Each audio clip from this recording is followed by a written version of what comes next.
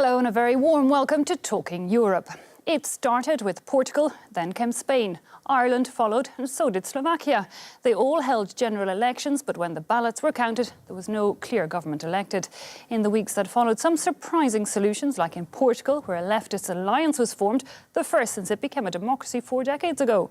Overall, leading parties saw their slice of parliamentary pie radically reduced as the number of seats appointed to each party became more evenly spread. The new challenge was finding who would accept to sit beside who in a coalition. So what has this varied vote led to? What caused it? Is it the austerity measures, the migrant crisis or corruption scandals? And what about these new coalitions being formed? How different and stable will they be? Well, to help us try and understand, we are joined by an MEP of each of those 4 countries I've just mentioned. From Portugal, I have beside me Ms. Maria João Rodrigues. Thanks for being with us. From Spain, opposite side of the table, Ines Alia Sender. Sitting beside you, I have Mr. Brian Hayes from Ireland. And again, at the other side of the table, Mr. Eduardo Kukan from Slovakia. Thank you all for being with us. Let me start perhaps with one of the biggest surprising countries. It was Ireland, but across all 4 countries, we saw these elections, the same really election result, no real winner, no party got a majority. Why, Mr. Hayes? Because the people decided. I mean, the people are sovereign, and I think in all of these cases, they're quite inconclusive results. Certainly the case of Ireland, the 2 government parties, my own party, Fine Gael, and the Labour Party, both lost significant numbers of seats and votes. It's too easy to say it's all as a consequence of the austerity and the fiscal consolidation. We've been going through this in Ireland for the past 8 years or so. And I think Ireland is the case because up to 20% of GDP was taken out of the country as a consequence of the measures that had to come into being. Clearly, the government was unpopular. And where you are rising tax and reducing expenditure, it's inevitable that people are upset by that. There's a huge challenge there for centre-ground political parties in Europe to see if we can actually regain the initiative over the course of the next number of years. Centre-ground political parties, though, which did in other countries as well, get pushed, notably more to the left in Portugal and in Spain. Do you, Ms. Rodrigues, think it was about austerity perhaps in Portugal, or was it trying to just move to the left more radically? Basically, it was because the previous government ran a very harsh program under the Troika regime. And so it was necessary to look for an alternative, which is now being led by the Socialist Party. But frankly, I see a general trend of this kind, not only in Portugal, but in fact in Spain, in Greece, and I would say probably it happened the same in Ireland. So when it comes to countries which were hit by the Eurozone crisis, the response was to look for another kind of alternative.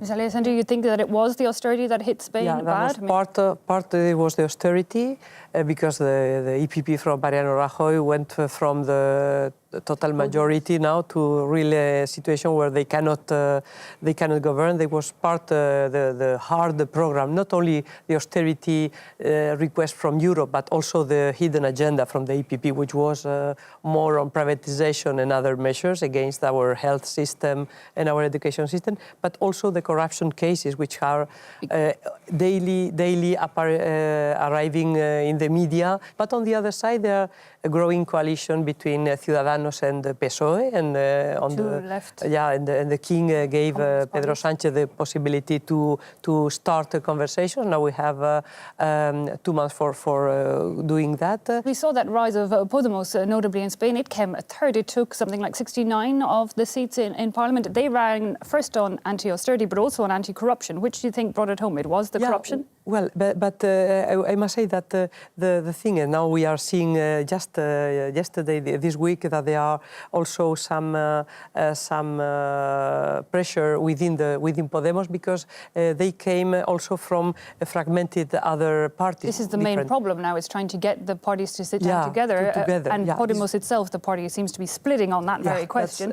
But we did see a very surprising result on that coming out of Portugal. You had all the left-wing parties, even the radical left, deciding to club together. How do you feel about that? How's that going to work? Because this was the only way to really provide the alternative to the right-wing government. But let me tell you that behind these new trends in European political landscape, I think there is a general rule we can identify, is behind this, we have European problems which cannot count on good European solutions. And that's why the political system is under stress now, and we are looking for new solutions. So we see this when it comes Eurozone crisis, lack of growth and high unemployment, and now when dealing with refugees.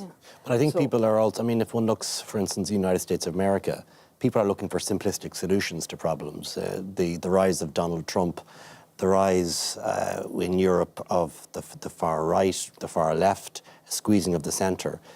People are focusing on simplistic solutions. In Ireland's case, it wasn't extensively the rise of the left per se. It was rise actually of a party a mix actually, and it's more fragmented now.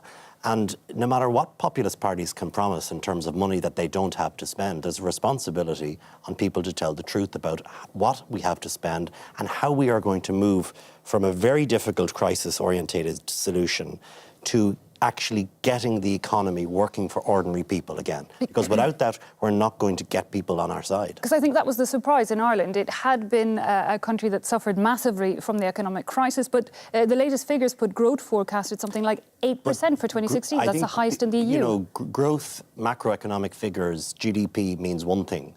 Actually, people's pockets, their employment, their children's prospects is quite another. And I think the truth of the matter is this: 90% of the growth this year in the world is not going to be in the European Union. We have to become more competitive. Well, indeed, so money definitely an issue then, and notably people's own pockets definitely coming out to play. You mentioned there, Mr. Rodriguez, European issues also affecting national elections. We've seen this refugee crisis across the EU coming up a lot.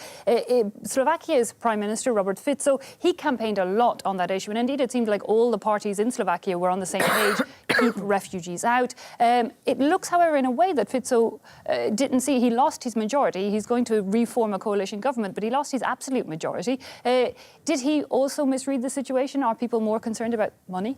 Definitely, he exaggerated his rhetoric about the refugee crisis, which brought Slovakia in a very bad image internationally. And he tried to play this subject till the elections, and it didn't work well. Yes, he lost 34 mandates in the elections, in the parliament. Before, it was one-party government. They had comfortable majority in the parliament. He was always criticizing center-right parties that they try to form the government consisting of several parties. Now he has to do that. Everybody is reminding him how cynical was above in his previous expressions. There he is, and he will form the government of 4 parties. And I think that his exaggerated rhetoric helped some extreme party. It's a neo-Nazi party. Nobody expected it. But it did seem like there was a lot of people campaigning in Slovakia about this. Apolitical politicians, they were calling themselves, really trying to say we're outside this established. Is that also what's appealing? If these parties, most of these parties don't want to go into government, because if they go into government within a month, half of their support base goes. I mean, government is about making the right decision. Often those decisions are difficult, and you've got to take people with you. What you're seeing at the moment is fragmentation on the left and the right, and you're seeing it in the European Parliament here as well, from the most recent European Parliament elections, and the centre ground is diminishing. And it is this kind of a populist outpouring that in some way they have some simplistic solution to a problem when they don't. Having come through the worst of this crisis, we now have to get to very solid plans on investment and jobs to prove to people that having gone through this very difficult adjustment, we can come out the other side with real prospects for people. That's the challenge. But that's the point, because we can see that from the right wing and sometimes the left wing, we have some parties coming up calling for national solutions with a populist language. And behind that, from my viewpoint, we have an explanation which is wrong European solutions over the last years.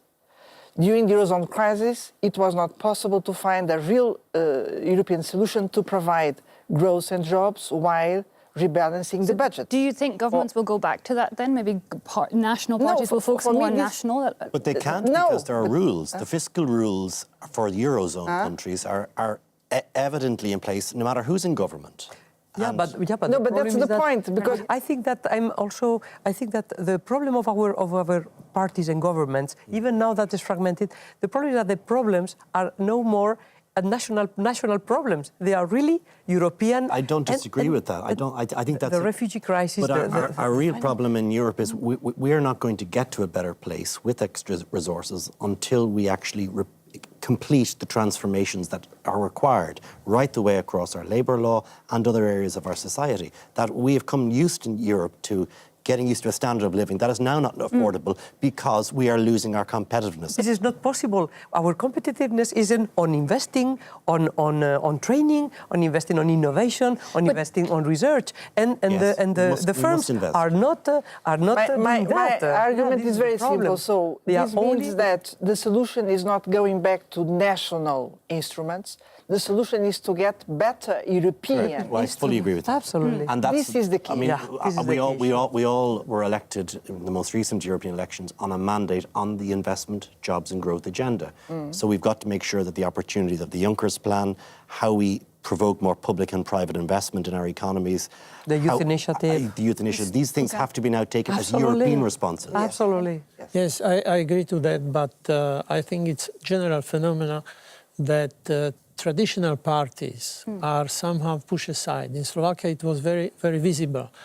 It's a clear dissatisfaction with them. In our country, many young people participated, those who didn't go to the elections previously.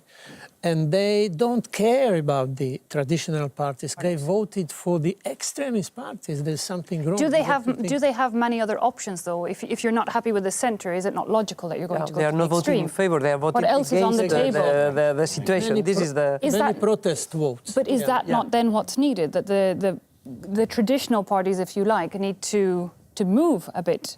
Well, I think I mean, Offer of course, something. but it has to be based on what's possible. And I think there are wider problems that we have got to confront in Europe. It took us, I mean, if you go to the United States of America and the US is very critical of the EU for the length of time it took us to resolve this crisis. It's taken us far too long. We have lost too much over the last 7 years. You compare where the US is now in terms of its economy vis-a-vis Europe in terms of jobs and investment. But you have to recognize that this was because there was the big plan of Obama just to invest massively, and this was the immediate, and we were at the same time We didn't have the tools, trying. though. Yeah, We didn't have the tools. no, I think that we had the tool, but we decided to go on the other side, on austerity, because of some prejudices in macroeconomics, and this is what I think that it was really wrong.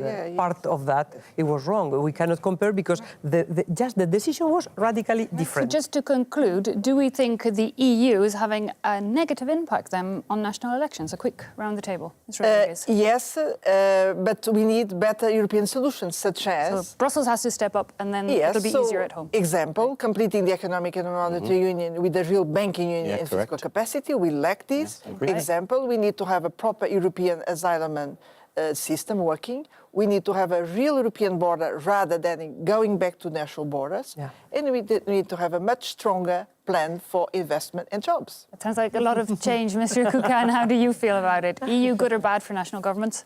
I think that, yes, EU was very much criticized by the population. They don't understand why everything takes us that long and doesn't take into account what really people need in their lives, that we are dealing with issues which are somewhere far away from them. Ms. Aliasandra? Yeah, well, for us, Spain has been always very pro-European, but the last elections just show that there were some big doubts. But just because there's no more European solutions, since Agenda 2000, there was a renationalization of the European affairs, radically, and even Germany at that time, who was on the pole position, just decided that it was for them much more better to go to make business with China than with Europe. This was part of our problem. Now the national governments are without any instrument, the European instrument, to face these big European challenges. Mr. Hayes, is what you were saying was needed. Well, really, I mean, I think in Ireland's case, I don't see the recent election as an attack on Europe per se. I think it's more an attack on the government that we were part of. People were disappointed with the government and our performance. I think people are still broadly very positive in Ireland to the European Union, but they're frustrated at the length of time. I fully agree with you, the length of time it takes to get things done. Yeah, so Brussels and to make progress. We have, having come through this very, very difficult period from sort of the moment of the crash, from the collapse of Lehman Brothers to now, it has taken us such a long period of time. So the next agenda has got to be around provoking demand and getting inflation going again, and making sure that we actually have some future for people, and young people especially. Young people will look to the hard left and the hard right if they've no future. So we have got to create a Europe which gives young people a future. Right. And very, very quickly, a last word. Are we expecting new elections in Ireland or in Spain? Mr. Hayes? A new election could happen by accident rather than by design, but I hope a government can be formed. Yeah, we have the same, because citizens are not in favor of elections. Politicians, we must find a solution among us. This is new for us to have this agreement, but this is our challenge, and we do that. And finally, the coalitions on the other side of the table, stable, unstable, there for the long haul, Mr. Kukan? I don't think that this coalition is stable and it will serve full term. So we are also going to have elections. And Mr. Rodriguez, Yeah, radical left, socialist. So we need to, With some radical left parties. secure now the majority in the parliament, dealing with better conditions in European framework. And with the budget and all, the radical left, it will be able to find a compromise on that? So far we are being able, Okay. but Europe needs also to accept that we need to have another plan to combine growth and fiscal consolidation. Okay, slightly more hopeful note then to end on. As in Spain. Finally, a hopeful and unanimous note then to end on. Thanks to all my guests for being with us. Thanks to you at home also for having watched. That brings us to the end of Talking Europe.